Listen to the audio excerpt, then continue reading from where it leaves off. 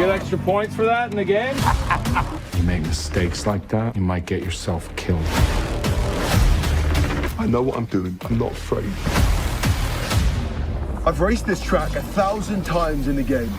Let me drive it my way. That was actually pretty great. What's up YouTube? This is Magnolia Mo and welcome back to my channel. And this is my review of 2023's Gran Turismo. The movie is based on an unbelievable, inspiring, true story of a team of underdogs.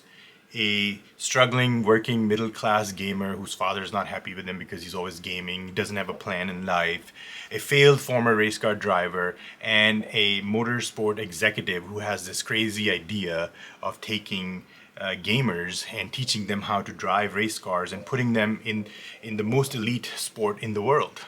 This particular disc comes with a 4K UHD disc and a Blu-ray disc, along with a digital code that you can redeem on various platforms, including movies anywhere. Runtime is 2 hours 14 minutes, and I didn't feel like it was slow. It was pretty fast moving, and before I knew it, the movie was over. The aspect ratio is 191, which is the aspect ratio of the 4K disc.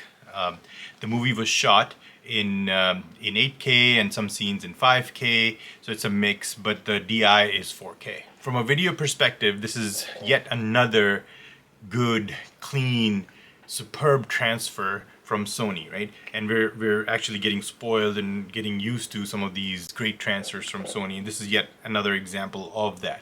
The picture quality, the video quality is clean. The black levels are solid, right, with plenty of shadow detail.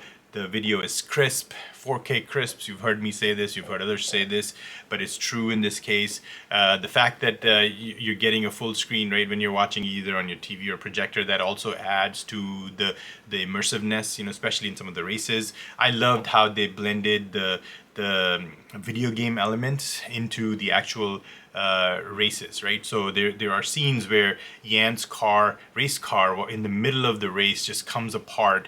You know, obviously CGI, but he's transported back into his racing simulator in his home to give us an inside track, right, into his mind and his thought process, and how things slow down, you know, for him during those critical key moments of the races. So it's a very good transfer. The video, again, you know, adds to the enjoyment. The acting is great. You know, Orlando Bloom is in this movie. David Harbour is in this movie, and then Archie Medikwe. I guess hopefully I'm pronouncing that last name right. I mean, he does a great job as the gamer who obviously turns into a race car driver. So it is a true story. The real Jan Martinborough plays the stunt double in the film for the actor who plays himself, Archie Medikwe, right? So that was, I didn't know that. I saw that after the movie, like when you have the credits running. But I mean, all of that, like if you think about it, you know, the story is unbelievable, and maybe they added a few things in the movie, you know, just to spice it up a little bit. But at the end of the day, it's a very enjoyable video, you know, experience. So I would give it a 9 from a video standpoint, because I haven't seen anything better this year.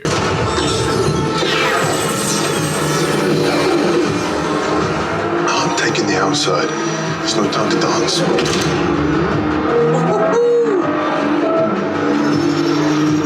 From an audio standpoint, right from the beginning of the movie, the stage is set for an awesome 3D experience, immersive experience, right? You can hear the race cars whizzing by you, above you throughout the movie, especially in scene changes. You know, sometimes you'll just hear like random race cars like above you as the scene's changing, which I found cool. But there's plenty of outdoor, indoor atmospheric sounds like leaves, you know, birds, crickets in the nighttime, sirens, PA announcers at the airport. Like there's constant height effects throughout the movie. And then during the actual races, you know, the integration of your bed layer speakers with your height speakers actually transforms you in the race car in certain scenes, and then just overall adds to the overall atmosphere of the racing arena as well.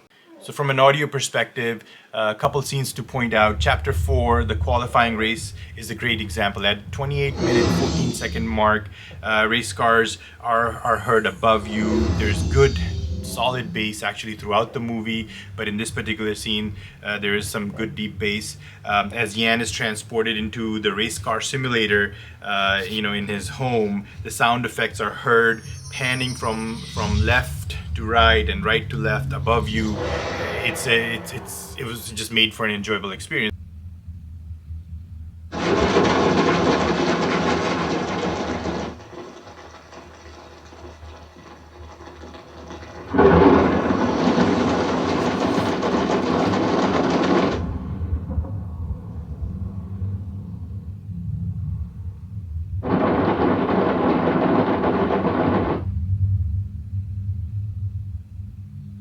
Chapter 15 is another good example. Chapter 15, 1 hour, 54-minute mark. It's the Le Mans and it's nighttime, and the race is going on during some thunder and rain, and you can hear it all above you. So when you're in the car, you can actually get the immersive experience as if you're actually in the car, and all you hear is just rain dropping and thunder all around you. I tried to do the same thing, isolated that sound for you, but that's another good scene that caught my attention as I was watching the movie. So for audio, I mean, I'm gonna go with a 9 as well, because I don't think, for all the movies that I've watched this year, that have come out this year on 4K Blu-ray or 4K with Dolby Atmos, from a streaming or video or physical media perspective, I have not heard this much immersion from a Dolby Atmos perspective. So I am gonna go with a 9 from a audio standpoint, because it's truly one of the best, if not the best, audio experiences of this year. So those were my thoughts, right? I'm quite interested in knowing from you guys what you thought about this movie. I truly think this is a audio video standout, from one of the best discs this year. You guys let me know what you think, what you thought of the movie itself, and then your experience from an audio video perspective. As usual, please leave me some comments.